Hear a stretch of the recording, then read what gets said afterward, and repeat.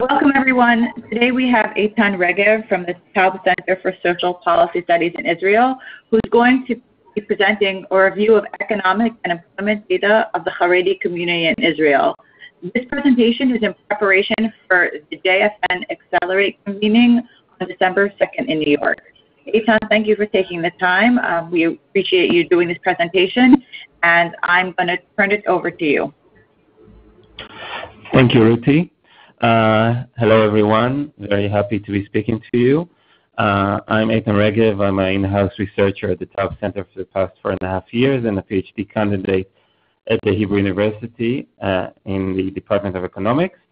And I will be showing you today some of the materials of my research from the past few years about the economy of the Haredi sector and the relationship between education and employment.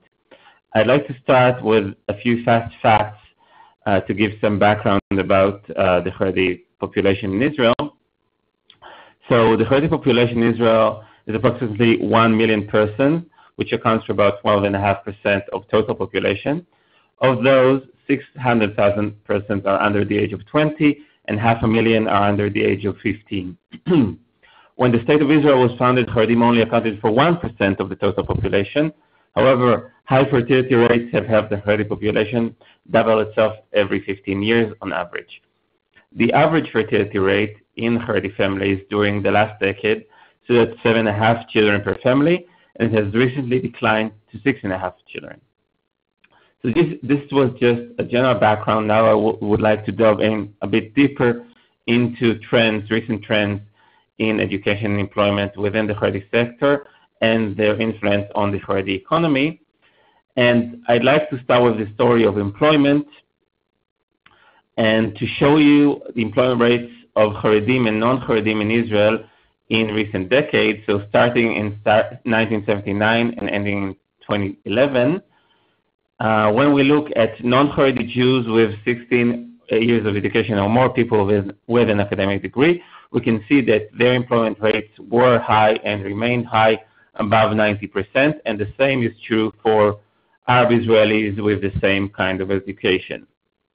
But when we look at Israeli Jews, with non-Haredi Jews with only 0 to 4 years of education, then we can see that despite that employment rates were quite high back in the 70s, there was a very steep decline, and today less than 50% are employed. And the same is true for Arab Israelis. What about Haredim? Well, a very similar trend, and this is actually true for Haredim with all levels of education. Used to be very high employment rates back in the late 70s, and there was a steep decline. And this hinted to us that there was a relationship to the type of education Haredi men were receiving. And this leads us to the next slide, to the comparison between Haredi men, the employment rates of Haredi men without an academic degree and with an academic degree. So, as you can see, Haredi men with an academic degree, only about a third of them are employed without an academic degree, but with an academic degree, it rises to 71%. Haredi women, who are considered to be nowadays the main breadwinners in most Haredi households, only about 50% of those without an academic degree are employed, but with an academic degree, it rises to 76%. What about wages? When we look at the wages of Haredi women without an academic degree employed full-time, then we can see that they only earn about 5,200 shekels a month, but with an academic degree, it's 80% higher. For Haredi men with no academic degree, they make about 7,600 shekels a month, but with an academic degree, again, 80% higher. And as you can see, when Haredi men are employed, they earn on average significantly more than Haredi women. When we combine these two factors together, employment and wages, then we can see the effect of formal education on the average income of a Haredi household. So this is the income of the average Haredi household where neither spouse has an academic degree. These households account for 80% of all Haredi households, and about a third of the income comes from the husband's income. about a third from the wife's income, and another third from national insurance benefits and other sources like donation. And as you can see, these households where neither spouse have an academic degree only make about 7,400 shekels on average. When only the wife has an academic degree, it's significantly higher, 12,000 shekels, and when only the husband has an academic degree, it's about 14,000 shekels because, as you've seen before, when the men do work, they earn more than the women. And when both spouses have an academic degree, it's much higher, about 19,000 shekels a month. But unfortunately, these households only account for 5% of all Haredi households in Israel. So we've seen the importance of an academic degree to Haredi employment and wages and to the well-being of the average Haredi household in Israel. So let's see what percentage of Israelis, of Haredi Israelis and of Israelis of other sectors have an academic degree. And I'd like to divide it to two age groups, the older age groups, ages 45 to 64, and the younger age group, ages 25 and 44. And let's first look at non-Haredi Jews of the older age group. As you can see, about 31% of the older men and the older women of non-Haredi Jews have an academic degree. But when we look at the younger generation, then we see that there has been a dramatic rise, especially for the women. It's risen for 39%, and they have now much higher education rate compared to non-Haredi Jewish men. What about Christian Arab Israelis? Where for the older generation, it's much lower compared to the non-Haredi Jews, but major improvement for the younger generation, especially for the women, who are surpassing even the academic degree rates of non-Haredi Jewish men. For Muslim and Druze, for the older generation, it's much lower, especially for the women, it's only about 3%. But when we look at the younger generation, a major improvement for the women. It's about 4 times higher, still a long way to go, but the trend is very positive. And as a whole, we see that in all sectors, the younger generation is more educated than the older generation. What about the Haredi sector? Well, for the older generation, it's 15% for the men and 7.5% for the women. But for the younger generation, it's actually lower, in contradiction to the trend in all other sectors, meaning basically that the Haredi children today are actually less educated, less formally educated than their parents' generation. Now, some people would argue this is due to the fact that many Haredim have only become Haredim at a later age and have acquired the academic degree earlier in life, and therefore we don't see the data for the young people, only for the older generation. So we decided to put this argument to the test by comparing the same age group over time, Haredi men ages 35 to 54, and look at what was their highest formal certificate in each of these years. So back in 2002, about a quarter of all Haredi men those ages had only secondary education, meaning high school education without a matriculation diploma, and about a third had only primary education or less.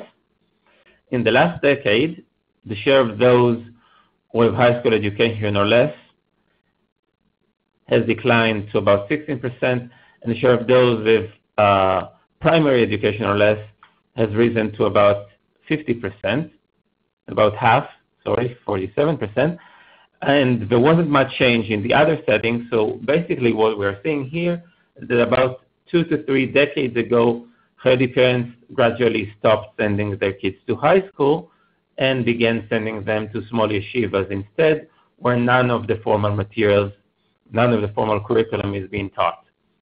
And we can see this trend of change when we look at the share of Haredim that have ever attended a great yeshiva by age cohort, and beginning with the older age cohort, ages 75 and above, we can see that about 55% of that age group, of Haredim in that age group have ever attended a great yeshiva. But when we look at the younger age group, we see a dramatic rise in the share of attendance in a great yeshiva, and for the younger generation, it's above 90%. How is this affecting the employment rates of Haredi men compared to other sectors? So I'd like to show you the different sectors' employment rates by age group, starting with non-Haredi Jewish men. And as you can see, they start off pretty early in their 20s, and they reach quite high employment rates of 80%, which they maintain for about 3 decades. Similar story for Christian Arab Israelis, and for Muslims and Jews, it declines a bit earlier because they tend to work at more physically demanding type of jobs, which is harder to maintain at older ages. But the trend is quite similar for these sectors, and it is very different from that of Haredi men, which only attain their highest employment rates at their 50s, and even then it's quite low, only about 50%. And this is mostly due to the long years spent in great yeshivas before entering the labor market. Where are Haredi men and women employed? Well, mostly in education, mostly in the field of education. Only about 4% of non-Haredi Jewish men are employed in education, but for Haredi men, it's 5 times higher.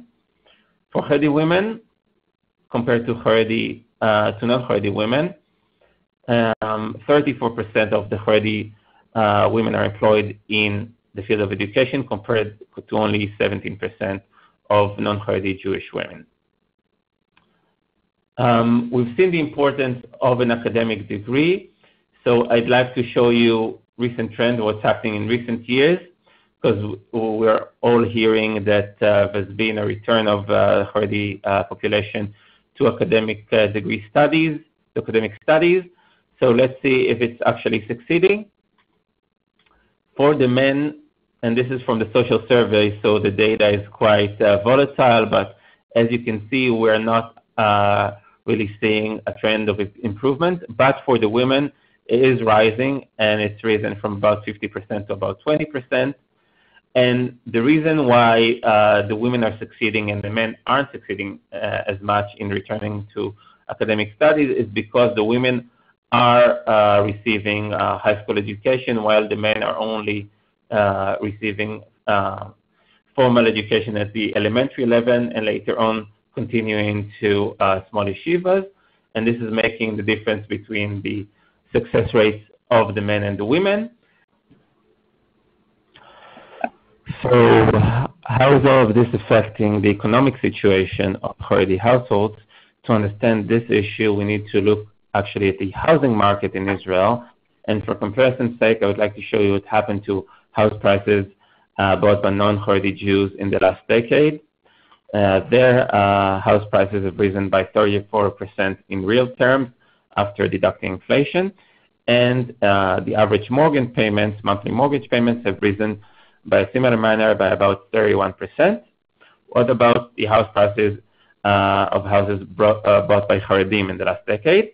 Well, their prices have only risen by about 6%, and this is mainly due to the fact that Haredim in the last decade have been in large numbers buying houses in Judea and Samaria due to higher affordability.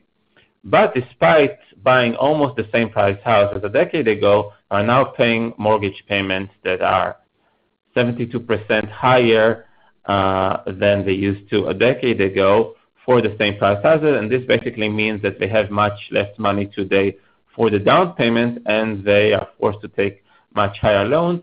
And this, for us, is the strongest indication that we could find for the fact that the economic situation of many Haredi families today in Israel has deteriorated, and this is mostly due to the difficulties that they find in finding employment today, and due to the lack of formal education, mostly for the men. And in order to reverse this process, they need to receive better tools and proper formal education in order to be able to reintegrate into the Israeli labor market and make a better living to solve these issues. So thank you very much for your attention. I was very happy to be here, and goodbye. Thank you, Eitan. We appreciate it. And everyone, we look forward to seeing you at the Accelerate Conference on December 2nd. Thank you. Thank you.